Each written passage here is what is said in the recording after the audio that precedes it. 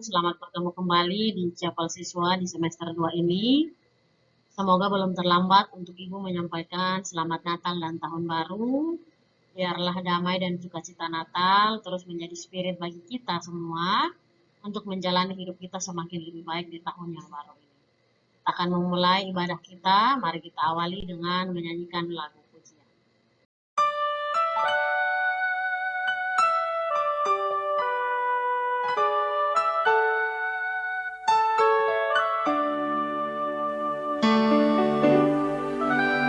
Aku tahu kan hari esok, namun langkahku tegap. Bukan surya ku harapkan, karena surya kan lenyap. Oh, tiada ku gelisah akan masa menjelang. Ku berjalan serta Yesus, maka hatiku tenang. Banyak hal tak ku fahami dalam masa menjelang, tapi terang bagiku ini tangan Tuhan yang pegang. Bapa kami yang di surga, Bapa yang kami kenal, di dalam nama anak Yesus Kristus, kami bersyukur Tuhan untuk kasih dan anugerah. Kami bersyukur untuk pemeliharaan-Mu, Tuhan masih menyertai kami, Tuhan masih menuntun kami, hingga kami boleh menikmati tahun yang baru di tahun 2021. Kiranya Tuhan yang terus menolong kami, kiranya Tuhan yang terus berjalan bersama dengan kami. Bapa, kami akan memulai ibadah chapel kami, Tuhan yang beracara bersama dengan kami, Tuhan yang hadir bersama dengan kami, biarlah chapel kami boleh berjalan sesuai dan seturut dengan kehendak-Mu. Tuhan memberikan hati yang mau mendengarkan, hati yang mau tulus, dan hati yang mau lebih peka untuk mendengar kebenaran firman-Mu dan apa yang ingin Tuhan sampaikan kepada kami. Terima kasih Tuhan Yesus, di dalam nama-Mu kami bersyukur dan berdoa. Amin. Nah, anak-anak, ada yang masih ingat apa yang kalian bahas sepanjang difusi dari hari pertama sampai hari keempat? Tentu masih ingat ya, kita membahas tentang Tuhan Yesus memberikan makan kepada 5.000 orang dengan 5 roti dan 2 ikan. Nah, kita akan sedikit mereview apa yang sudah kita baca dan renungkan di hari pertama sampai hari yang keempat. Nah, di hari yang pertama, pembacaan firman Tuhan terambil dari Yohanes pasal 6 ayat 1 sampai 4. Kira-kira pembacaannya itu bercerita tentang Tuhan Yesus yang menyingkir ke tempat yang sepi karena dikejar atau dicari oleh orang-orang banyak. Nah, pertanyaannya ada apa? Apa sih yang terjadi sampai Tuhan Yesus dicari-cari? Orang banyak pergi mencari Tuhan Yesus. Ternyata jawabannya adalah karena mujizat kesembuhan yang sudah dilakukan oleh Tuhan Yesus. Anak-anakku bisa membayangkan kita hidup pada zaman sekarang, ketika misalnya ada public figure atau orang-orang terkenal yang dicari-cari karena orang pengen ketemu, orang pengen foto, dan pasti mereka ingin punya waktu pribadi. Nah, Tuhan Yesus pun juga mengalami hal yang demikian. Tuhan Yesus dicari oleh orang-orang banyak karena menyaksikan mujizat kesembuhan yang dilakukan oleh Tuhan Yesus. Lalu, apa yang dilakukan oleh Tuhan Yesus ketika orang banyak datang mencari Tuhan Yesus? Apakah orang banyak itu disuruh pulang? Tidak. Bahkan Tuhan Yesus mengajar, dan orang-orang banyak itu mendengarkan apa yang diajarkan oleh Tuhan Yesus. Nah, anak-anak, lalu bagaimana dengan kita? Akankah kita sama dengan orang banyak yang datang mencari Tuhan Yesus karena menyaksikan mujizat kesembuhan? Atau kita mencari Tuhan Yesus karena kita mengetahui bahwa memang Tuhan Yesus adalah penebus dan juru selamat kita? Atau kita hanya datang kepada Tuhan Yesus saat kita membutuhkan mujizatnya. Saat kita butuh, kita mencari Tuhan Yesus. Tapi saat kita tidak butuh, kita tidak mencari Tuhan. Nah, di hari yang kedua anak-anakku, pembacaan firman Tuhan terambil dari Yohanes pasal yang ke-6 ayat 5 sampai ayat yang ke-13. Anak-anakku, coba bayangkan kisah ini. Jadi bayangkan kamu pulang sekolah, ya, kamu tidak dijemput, kamu naik bemo, uang di saku kamu hanya tersisa Rp2.000. Dan kamu masih harus menyelesaikan piket di kelas. Setelah selesai piket, sekitar jam 3:30, kamu kembali. Ini di zaman normal ya, bukan di zaman COVID ya. Kamu sudah kembali ke rumah, kamu mulai berjalan dari depan sekolah menuju depan polda untuk tunggu bemo. Uang di saku kamu hanya tersisa Rp2.000.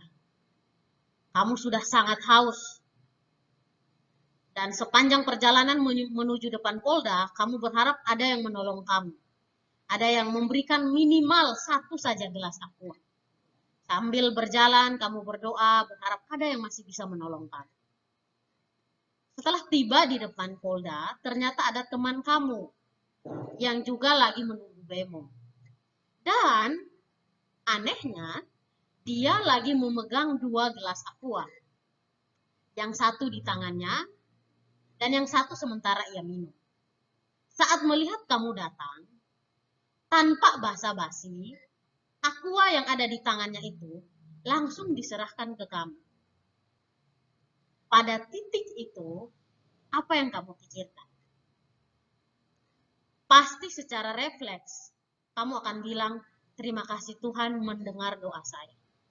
Satu peristiwa kecil, tapi membuktikan Tuhan terkadang menjawab doa kita dengan hal-hal yang mungkin di luar dugaannya kita. Hal-hal yang tidak terduga sama sekali. Tuhan mampu menyediakan bahkan dari hal yang paling kecil sampai hal yang paling besar yang kita butuhkan. Nah, kisah ini ternyata pernah terjadi di masa Tuhan Yesus. Di bacaan kita hari ini, di Yohanes 6 ayat 5 sampai 13, bercerita tentang Tuhan Yesus melakukan mujizat yang luar biasa. Mujizat 5 roti dan 2 ikan. Bayangkan orang banyak datang berbondong-bondong mencari Tuhan Yesus. Di dalam Alkitab tercatat 5.000 orang. Itu masih yang laki-laki. Belum yang perempuan dan anak-anak. Tuhan Yesus meminta murid-muridnya untuk memberi makan kepada orang banyak ini. Lalu apa respon dari murid-murid? Mereka bingung. Yang ada pada kami itu tidak cukup untuk memberi makan begini banyak orang. Tapi Tuhan Yesus tetap kekeh. Kamu harus memberikan makan kepada semua orang. Lalu ada satu murid Tuhan Yesus yang bilang, yang ada hanya 5 roti dan 2 ikan. Kenapa dilakukan Tuhan Yesus? Dia meminta muridnya untuk membawa 5 roti dan 2 ikan. Tuhan Yesus mengambil 5 roti dan 2 ikan itu, menengadah ke atas, berdoa, mengucap syukur, dan meminta murid-muridnya untuk membagi-bagikan kepada orang banyak. Dan apa yang terjadi? Semua orang makan. Tidak ada satupun yang tidak makan. Bahkan tersisa 12 mangkok.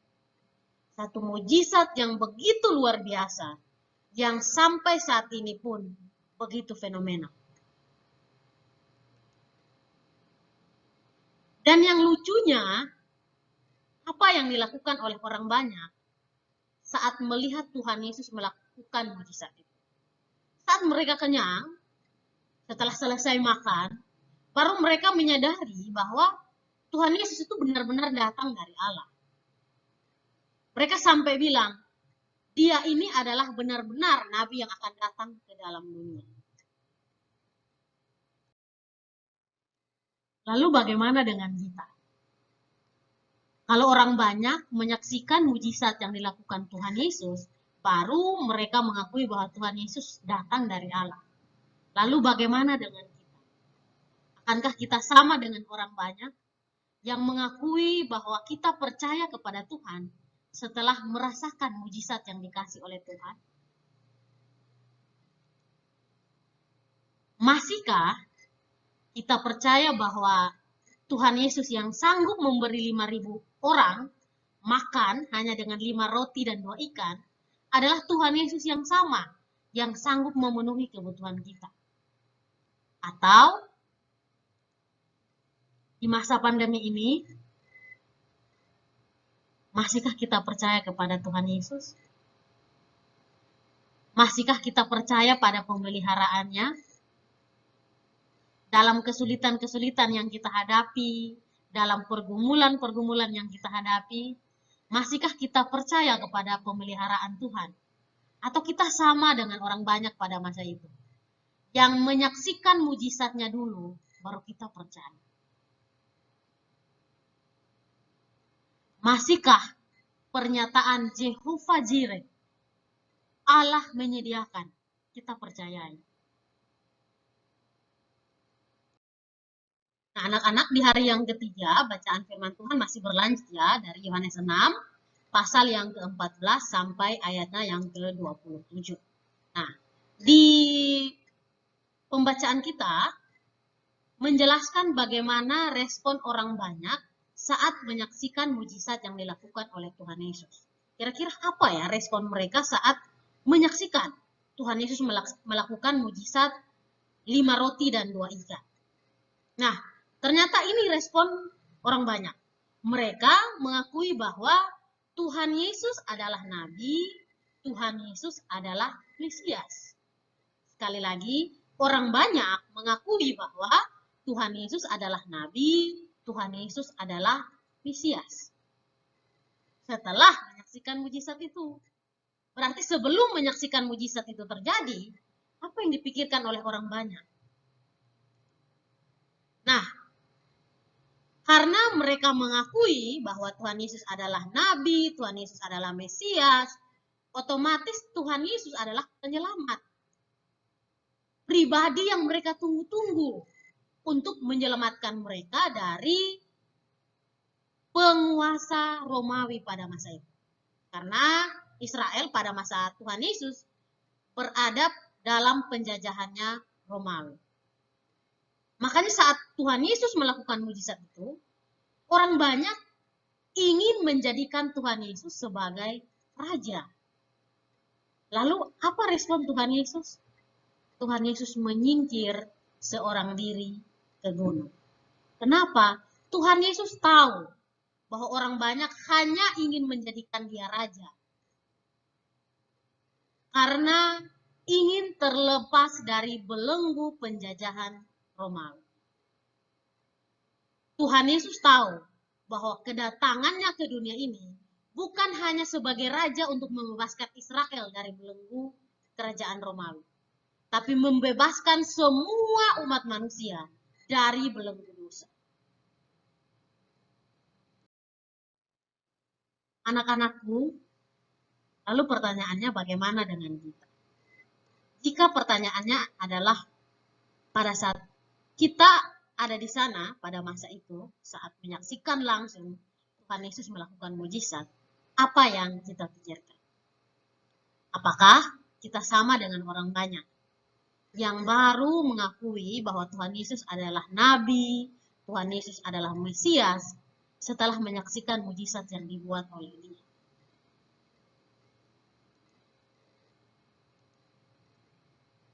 Nah, ini jadi perenungan buat kita semua.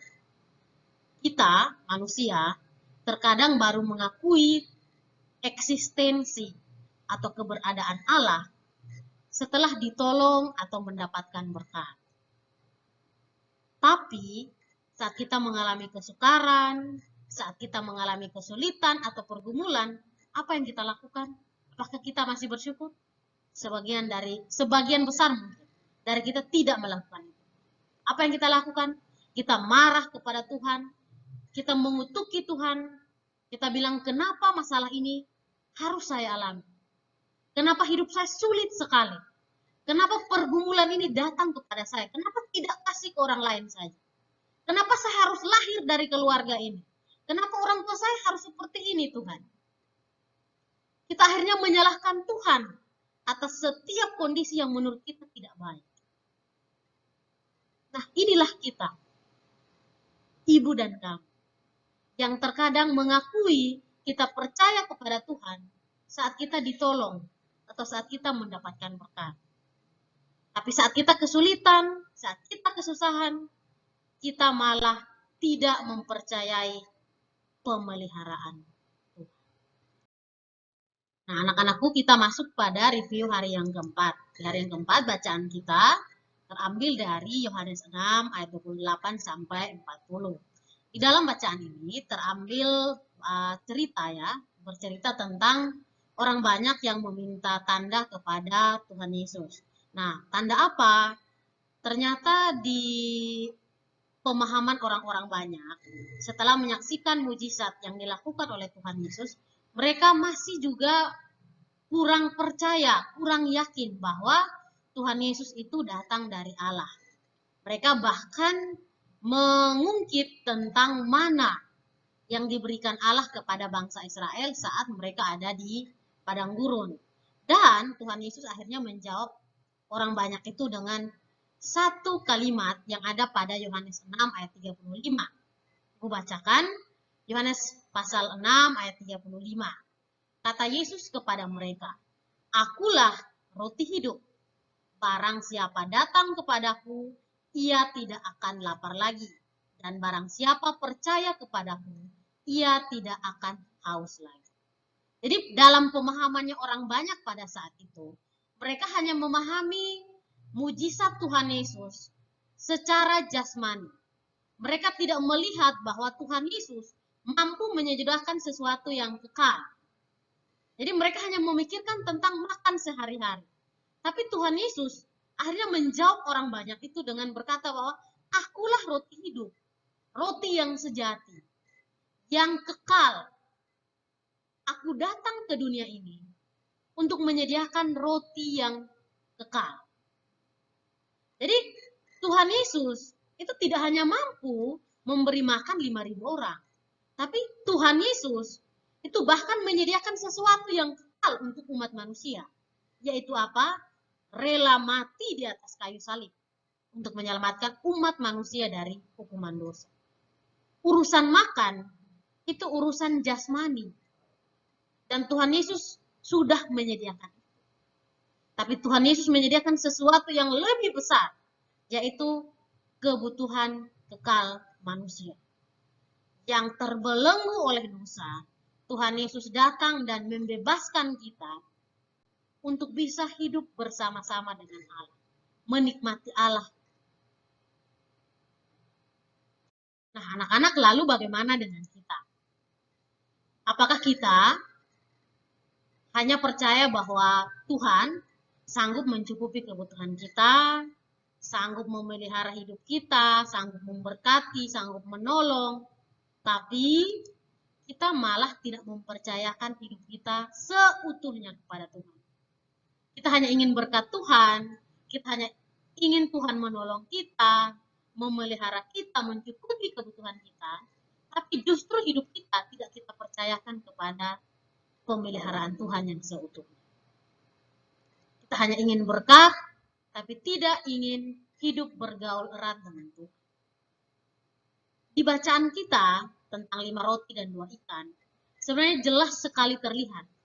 Tuhan Yesus mau menjelaskan kepada kita bahwa 5 roti dan 2 ikan itu hanya awalnya saja, hanya kisah pembuka. Tapi kisah utamanya mau menekankan bahwa Kristus sendiri adalah roti hidup, mana yang sejati bagi umat manusia. Kenapa? Karena Kristus sendiri rela mati di kayu salib untuk menebus dosa umat manusia. Jadi perkara 5 roti dan 2 ikan itu perkara yang pembuka, perkara awal. Tapi sebenarnya inti dari kisah ini sebenarnya adalah tentang Tuhan Yesus sendiri adalah roti hidup. Mana yang kekal, mana yang sejati. Dan pertanyaannya, apakah kita percaya kepada Kristus? Apakah kita mempercayakan kehidupan kita seutuhnya kepada pemeliharaannya? Di hari yang kelima anak-anakku, kita akan membaca ayat firman Tuhan yang sedikit berbeda dari bacaan yang kita baca dari hari Senin sampai hari Kamis. Nah, bacaan di hari yang kelima ini, untuk yang hari ini, terambil dari Yesaya pasalnya yang ke-29, ayat 18 sampai ayat yang ke-20. Silahkan ambil Alkitabmu untuk kamu bisa baca bersama-sama. Yesaya pasalnya yang ke-29, ayat 18 sampai ayat yang ke-20. Ibu akan bacakan Yesaya 29 ayat 18 sampai ayat yang ke-20. Pada waktu itu, orang-orang tuli akan mendengar perkataan-perkataan sebuah kitab dan lepas dari kekelaman dan kegelapan, mata orang-orang buta akan melihat. Orang-orang yang sengsara akan tambah bersukaria di dalam Tuhan.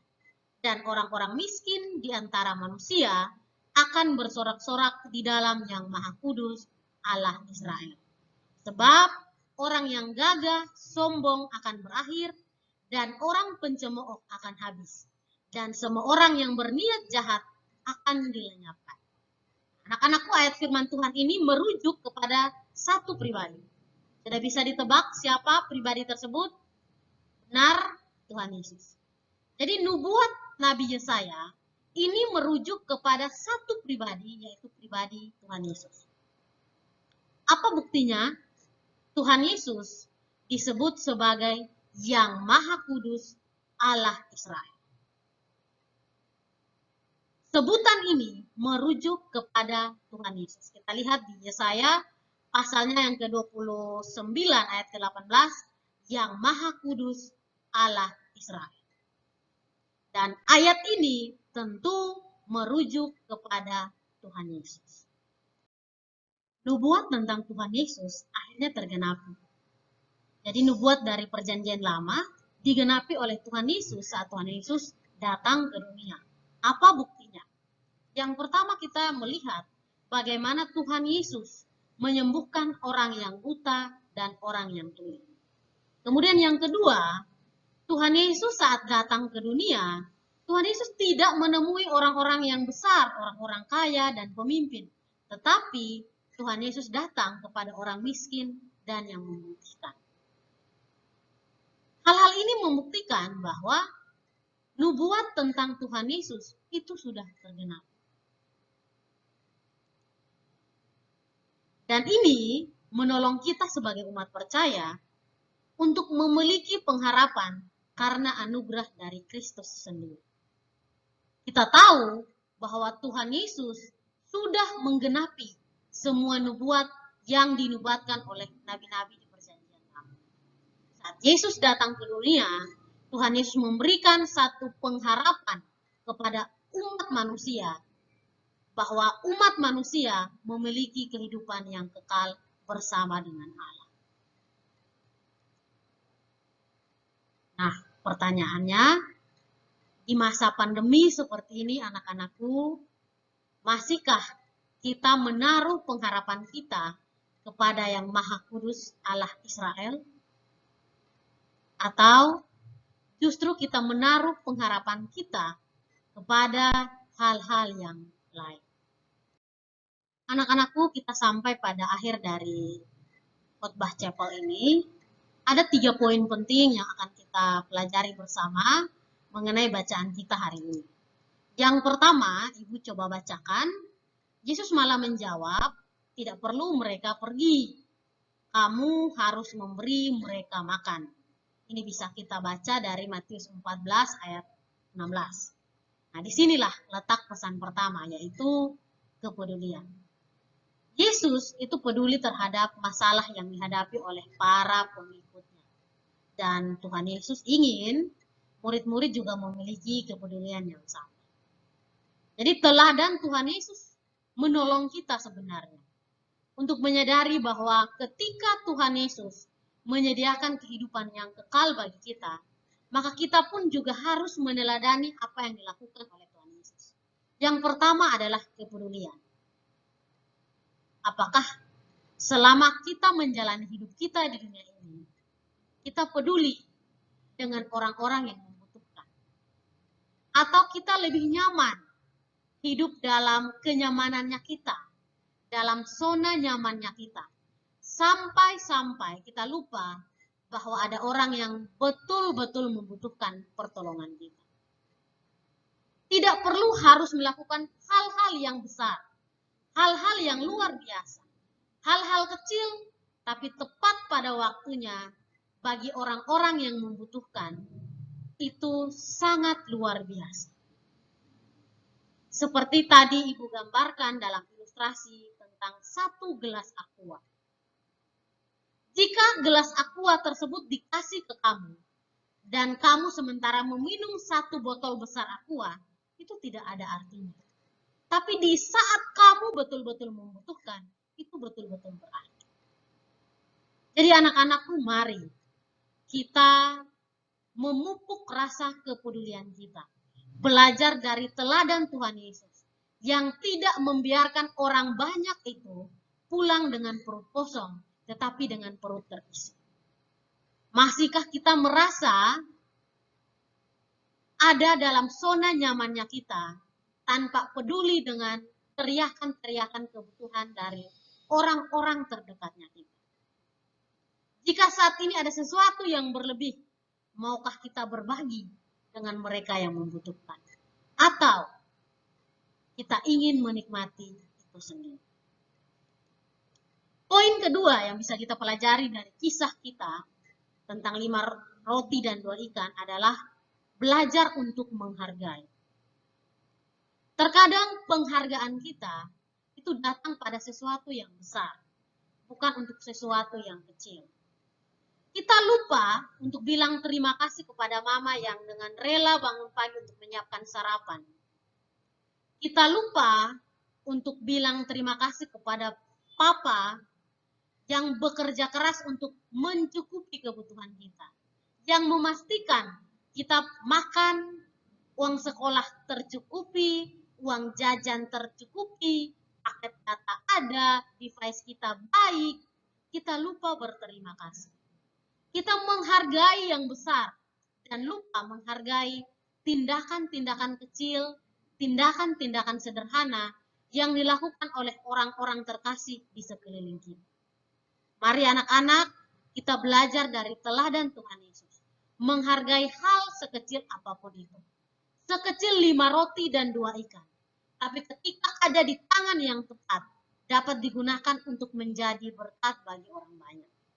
Sekecil apapun itu, mari menghargai apa yang kita miliki. Karena orang lain belum tentu memiliki apa yang kita miliki. Dan poin ketiga yang perlu kita pelajari adalah kita membagikan berkat yang ada pada kita untuk orang-orang yang juga membutuhkan. Jangan simpan sendiri. Mari peduli dengan orang lain. Di masa COVID seperti ini, di masa pandemi seperti ini, semua orang susah, semua orang sulit. Dan mari kita tidak hanya menjadi pendengar, tapi kita juga belajar untuk menjadi pelaku firman Tuhan. Dari teladan Tuhan Yesus, mau peduli, mau menghargai, dan mau menjadi berkat bagi sesama kita yang membutuhkan. Amin.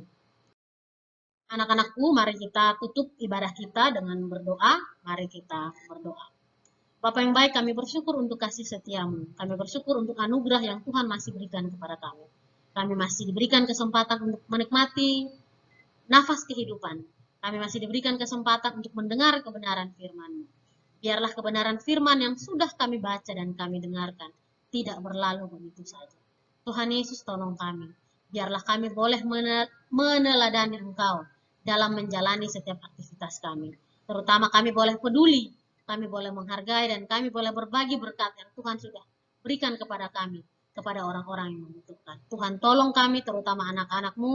Kami akan memulai aktivitas kami sepanjang hari ini. Tuhan terus berjalan bersama kami, beranugerah agar apapun yang kami kerjakan, Tuhan boleh memuliakan dan sesuai dengan kehendak-Mu. Berkati orang tua kami juga dalam tugas tanggung jawab dan pelayanan mereka. Tuhan yang menolong, Tuhan yang menyertai. Di dalam dan demi nama Tuhan Yesus kami bersyukur dan berdoa kepada Bapa yang ada di surga. Amin.